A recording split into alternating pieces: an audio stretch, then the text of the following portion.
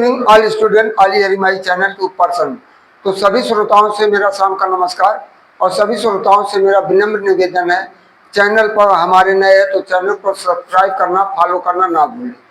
यदि आप ऐसा नहीं करते हो तो हमारे अंदर एक निराशा उत्पन्न होगा, जिससे हम आपको तरह तरह के जो कंपटीशन संबंधित, वनडे कंपटीशन संबंधित सारी जानकारियाँ देते रहते हैं। तो ऐसा ना करिए कि हमारे अंदर निराशा उत्पन्न हो। तो हमारा आप लोगों से निवेदन है कि हमारे चैनल पर आप नए हैं तो चैनल को ज़्यादा से ज़्यादा सब्सक्राइब करें, वीडियो को लाइक करें, फॉलो करना ना भूलें। तो हमारा पहला मोटिवेशनल वाक्य है, nothing is free in this world, nothing is free. इस संसार भौतिक जगत में कोई चीज फ्री नहीं है, हराम का नहीं है। Nothing is free, no pain no gain. यदि दर्द नहीं है तो आपको लाभ भी नहीं मिलता है। नो लॉयल्टी, नो वफादारी नो लव। जहाँ पर वफादारी नहीं है वहाँ पर प्यार नहीं है। No action no result.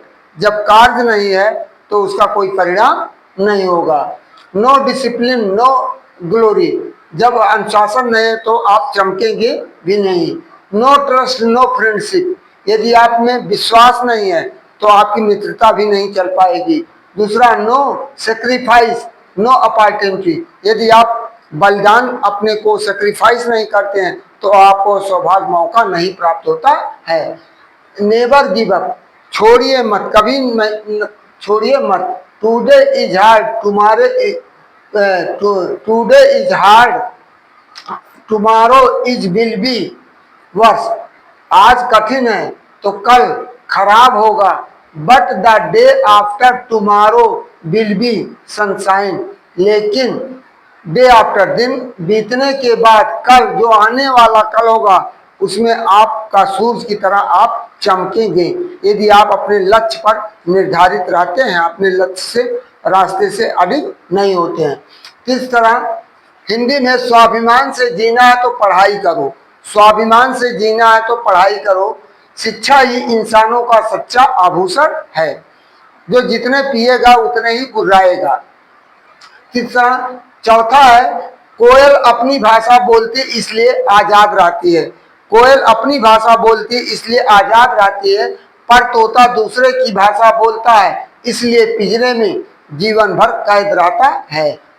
Today is our motivation वाक। तो इस तरह हमने आपको ग्रामर से संबंधित कल आपको दिया था, लेटर दिया था, सेंटेंस दिया था, और लेटर दिया था, वर्ड दिया था, और इसके बाद क्लास और फ्रेज दिया था। और आज हमारा क्लास का नंबर है। तो clause is a group of word which containing subject and verb that form of a unit of meaning with a sentence. तो इट इज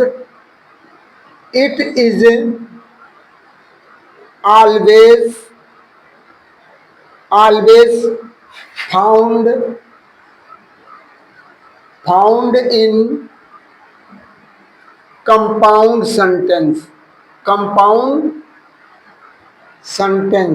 कंपाउंड या प्रायः हमेशा कंपाउंड सेंटेंसों में पाया जाता है। तो जैसे अब कंपाउंड सेंटेंस में एक कंपाउंड सेंटेंस है, स्ट्रक्चर ऑफ सेंटेंस में कंपाउंड सेंटेंस। तो यहां हमने आपको दिया है structure of sentence. According to structure of sentence there are 3 type of sentences. तो सिंपल सेंटेंस, कॉम्प्लेक्स सेंटेंस और कंपाउंड सेंटेंस। तो कॉम्प्लेक्स को हमने, उसमें कॉम्प्लेक्स सेंटेंस में वर्ब तो होता है लेकिन वह अपना सही अर्थ नहीं देता है, जो अधिकांशतः फ्यूचर कॉन्टिन्यूअस, फ्यूचर परफेक्ट और पास्ट परफेक्ट टेंसों में पाए जाते हैं। लेकिन कंपाउंड सेंटेंस या अपना दोनों वाक्य, उसमें देखिए, अब हम यहाँ कॉम्प्लेक्स लिख रहे हैं, कॉम्प्लेक्स सेंटेंस, कॉम्प्लेक्स सेंटेंस, और यहां देख रहे हैं compound sentence. Compound sentence, compound sentences और कॉम्प्लेक्स सेंटेंसेस, ये दो प्रकार के होते हैं। अब देखिए इसमें क्या होता है, कॉम्प्लेक्स में प्रिंसिपल क्लॉज, प्रिंसिपल क्लॉज, या सब ऑर्डिनेट, सब ऑर्डिनेट, सब ऑर्डिनेट,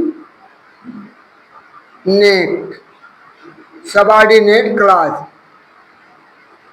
सब इसको कहते हैं प्रधान, प्रधान उपवाक्य, उपवाक्य, और यह होगा यह आश्रित, सबऑर्डिनेट मीन्स आश्रित उपवाक्य, आश्रित उपवाक्य। अब देखिए इसमें क्या होते हैं, इसमें एक प्रिंसिपल क्लास होता है, प्रिंसिपल क्लास, और एक दूसरा होता है, एक प्रिंसिपल क्लास हो गया, दूसरा है coordinate, coordinate class, coordinate class.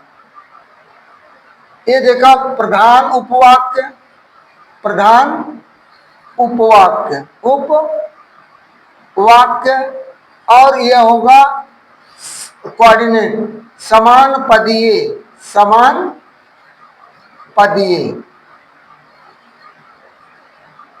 पदीय उपवाक्य, उपवाक्य, उपवाक्य, या स्ट्रक्चर ट्रांसफॉर्मेशन ऑफ सेंटेंस में आपको ज्यादा तक मिलेगा इंटर के सिलेबस में।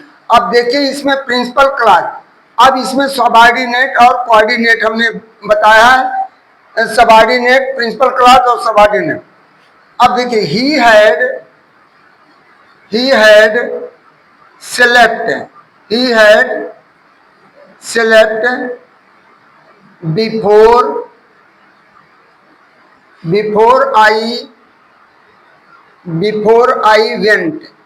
I went।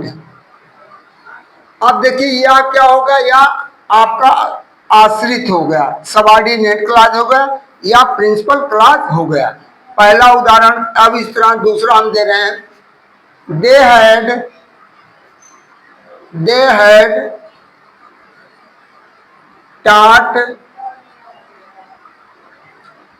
taught me before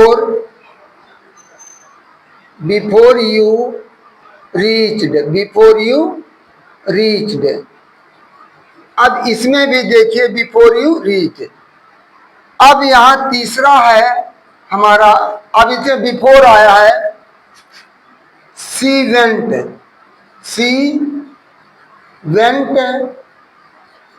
to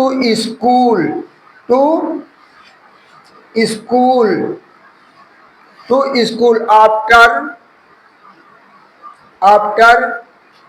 we had gone।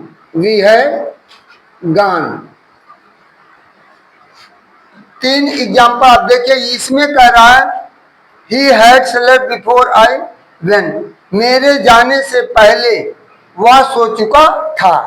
तो इसमें जो कार्य पहले होगा उसका अनुवाद हम पास्ट परफेक्ट में करते हैं, और जो कार्य बाद में होता है उसको हम पास्ट इंडेफिनिट में करते हैं। तो देखिए आई वेंट, इसका कोई अर्थ नहीं होता है। अब कह रहा ही हैड सेलेक्ट, वह सो चुका था, बिफोर आई वेंट। अब दोनों क्लास को जो हम जोड़ देंगे तो सही अर्थ निकलेगा, अदरवाइज नहीं निकल पाएगा। तो इसी तरह सेकंड सेंटेंस हमारा है, दे हैड टॉट मी, वो मुझे पढ़ा चुके थे, बिफोर यू रीच, तुम्हारे पहुंचने से पहले, तुम्हारे पहुंचने। अब तुम्हारे पहुंचने का कोई अर्थ विशेष नहीं निकल पा रहा है जब तक दोनों क्लास को आप नहीं जोड़ेंगे। तो इस तरह she went to school after we had gone. तब देखिए आफ्टर वी हैड गॉन, अब कह रहा कि मेरे जाने के बाद वह विद्यालय गई थी, वह विद्यालय गई थी। तो पहले मैं गया हूं, इसके बाद इसका अनुवाद हम पास्ट परफेक्ट में करते हैं। अब यहाँ ये प्रिंसिपल क्लास बन गया, यहाँ ये सबऑर्डिनेट क्लास बन गया या प्रिंसिपल क्लास बन गया। और इसी तरह इसमें समान पदीय होता है। क्या होता है समान पदीय? अब जैसे I know the place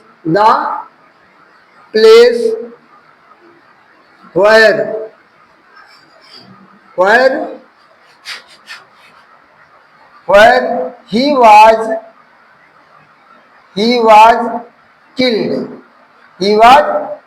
killed। अब इसमें देखिए फाइनाइट, इसमें सब्जेक्ट और प्रेडिकेट भी होते हैं, या सब्जेक्ट हो गया या प्रेडिकेट और वर्ब भी हो गया। और देखिए दोनों समान पदीय हैं। मैं वह स्थान जानता हूं जहां वह मारा गया था। A boy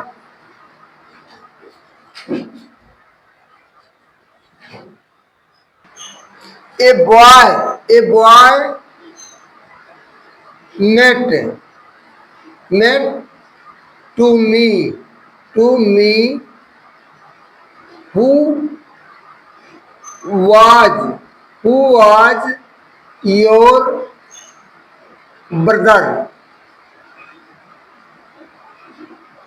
was your brother, कहा मुझसे एक लड़का मिला जो तुम्हारा भाई था। अब ये भी एक सबऑर्डिनेट क्लास कोऑर्डिनेट है, और या प्रिंसिपल क्लास है या कोऑर्डिनेट क्लास है। कह रहा तीसरा उदाहरण दे रहे हैं। You know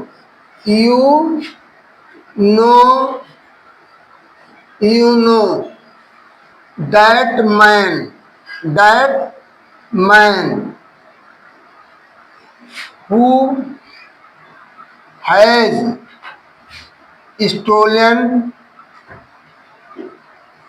stolen my pen। तुम उस आदमी को जानते हो जिसने मेरी कलम चुराई है, जिसने मेरी कलम। यह हो गया आपका प्रिंसिपल क्लास, ये हो गया कोऑर्डिनेट क्लास। तो अब आपको कोई दिक्कत नहीं है, समान पदीय इस तरह के कोऑर्डिनेट क्लास और सबऑर्डिनेट क्लास और क्लास और फ्रेज में कोई अंतर आपको पूरा समझ में आ गया। क्लास में क्या होता है, दो या दो से अधिक शब्दों का समूह होता है, लेकिन उसमें अपना कोई सब्जेक्ट और प्रेडिकेट नहीं होता, ना तो कोई फाइनाइट वर्ब होते हैं। लेकिन इसमें क्लास में जो है, या इसमें जैसे कॉम्प्लेक्स है, कंपाउंड है और सिंपल सेंटेंस है। Structure of sentence, according to structure of sentence there are 3 kind of sentences, और कहीं कहीं 4 काइंड ऑफ सेंटेंसेस देते हैं। तो simple sentence, complex sentence, compound sentence. तो कॉम्प्लेक्स सेंटेंस में हमारे प्रिंसिपल क्लास और सबऑर्डिनेट होते हैं, और कंपाउंड सेंटेंस में प्रिंसिपल क्लास और कोऑर्डिनेट क्लास होते हैं, समान पदीय होते हैं, जो कि दोनों अपना अर्थ प्रदान करते हैं। इसमें एक अपना अर्थ प्रदान करने के लिए प्रिंसिपल क्लास पर आधारित होता है। इन्हीं शब्दों के साथ मैं कल से आपको, देखते हैं ज्यादा लोग ग्रामर की तरफ नहीं रुचि ले रहे हैं, तो इस तरह कल से मैं आपको इतिहास और भूगोल से संबंधित, वनडे कंपटीशन से संबंधित मैं 60 क्वेश्चन और आंसर कल से वीडियो में डालूंगा। और यदि आप लोग कमेंट के द्वारा बताएंगे कि हम सेंटेंस पढ़ाएं या नरेशन या वर्ब वॉइस या ट्रांसफॉर्मेशन ऑफ सेंटेंस या सिंथेसिस, यदि आप कमेंट के द्वारा हमें सूचित करें, क्योंकि आपकी परीक्षाएं बोर्ड की intermediate high school UP board की परीक्षाएं भी नजदीक हो, और सीबीएसई आईसीएसई बोर्ड की जहाँ तक बात है, वहाँ ग्रामर कोई विशेष महत्व तो नहीं रखता है। तो इसलिए आप सभी लेकिन इन फ्यूचर आप कंपटीशन की दुनिया में बैठेंगे तो वहाँ आपके लिए महत्वपूर्ण होगा। तो इन्हीं शब्दों के साथ हम आपके उज्जवल भविष्य की कामना करते हुए आपसे निवेदन करते हैं, हमारे चैनल पर नए हैं तो चैनल को सब्सक्राइब करें, वीडियो को लाइक करें, फॉलो करना ना भूलें। गुड नाइट, थैंक यू, धन्यवाद।